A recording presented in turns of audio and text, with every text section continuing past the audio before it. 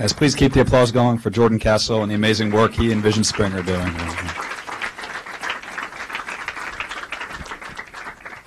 Okay, what we're going to move on to next is someone who I think is really going to excite and electrify the crowd, and I think you'll feel that. He is first and foremost a teacher and an educator, and I don't think it'll be hard for you to feel it and see it once he's up here in the room and once you can imagine him really captivating a room full of students.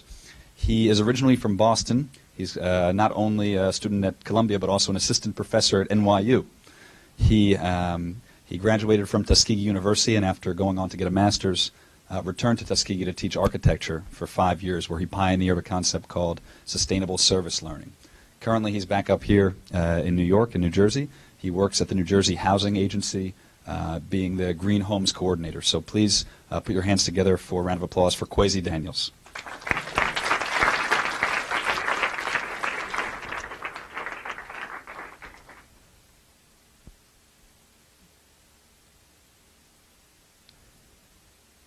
My name is Kwesi Daniels, and I am a teacher. Or as my students will call me, Professor Daniels. I have to take a second and thank them because what they have done is given me an opportunity to answer a question that has plagued me for a number of years. And that question is, how do we address the questions and how do we rethink the way that we educate our students to address the everyday social issues that are important in their lives? Because you see, students can access the sum of human knowledge from the palm of their hand. This means that my responsibility to them as a teacher has to change. It has to go from being the #1 source of knowledge to one that points them in the right direction to solve the issues that are important in their lives. Everyone in this room and all those that are on the internet now watching can recall a time, I'm sure, when you were sitting in class saying, you know, why am I learning this? This has absolutely nothing to do with what I care about or what I see when I look around my own communities. As a professor of architecture at Tuskegee University, I was often dismayed at the fact that while we were discussing these issues in class, and our students were developing really novel ideas to a lot of social issues, these issues were not really being implemented in the surrounding community. And I was concerned because our students were not being engaged.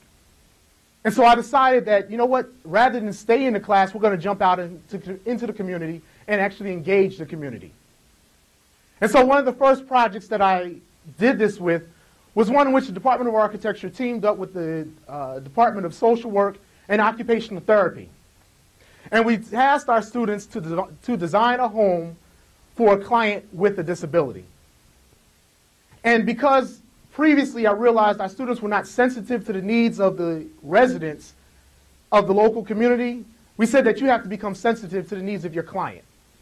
And so what we said was, you need to walk around campus as your client would experience it with a disability.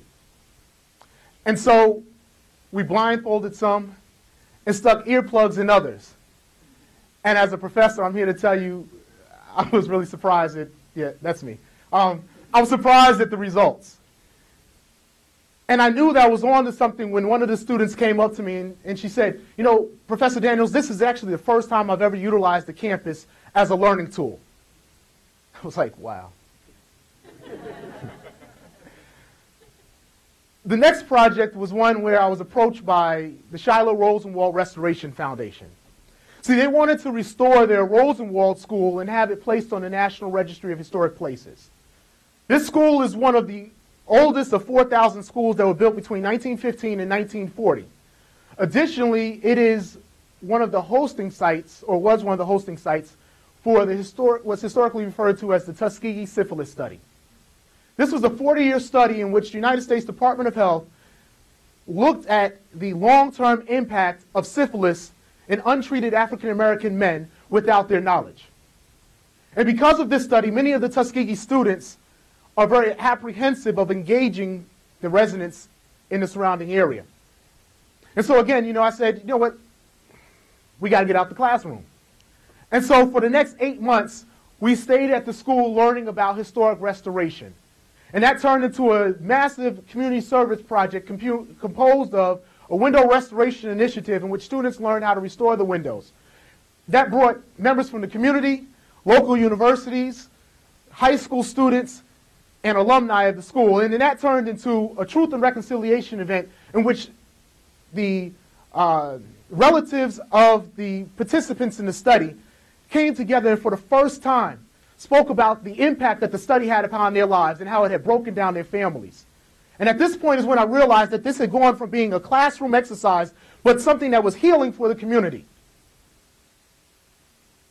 The same students that were apprehensive initially now became family to the community.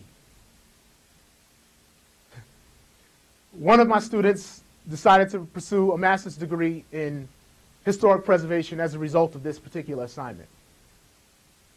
In 2010, the school was listed on the National Registry of Historic Places. Now, the last project I want to tell you about is one that I'm currently working on with the Program for Acceleration in Computer Science at Monmouth University.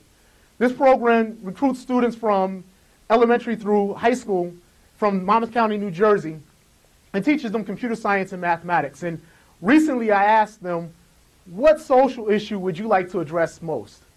And their answer is going to surprise you. They said they wanted to get rid of the Canadian geese excrement. Yes, geese poop. I said, all right.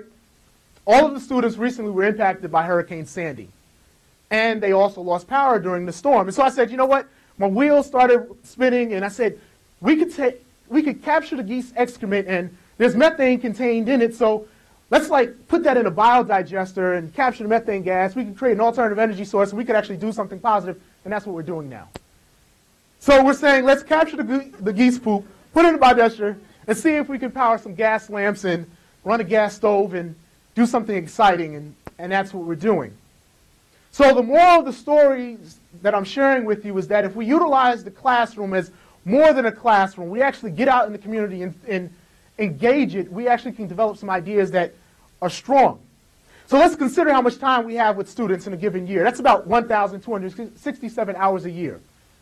But over the course of a student's academic life, that's 16,471 hours of schooling between kindergarten and high school. And so I have to ask you, are we utilizing their time most effectively? And unfortunately, I have to say no. Because when you look at around most states, the dropout rate is between 20 and 40%. Students are clearly voting with their feet, saying that all too often what they are learning has absolutely nothing to do with what is important in their lives. And what I'm here to share with you is that from these examples, I've shown that we can sensitize students to people with disabilities.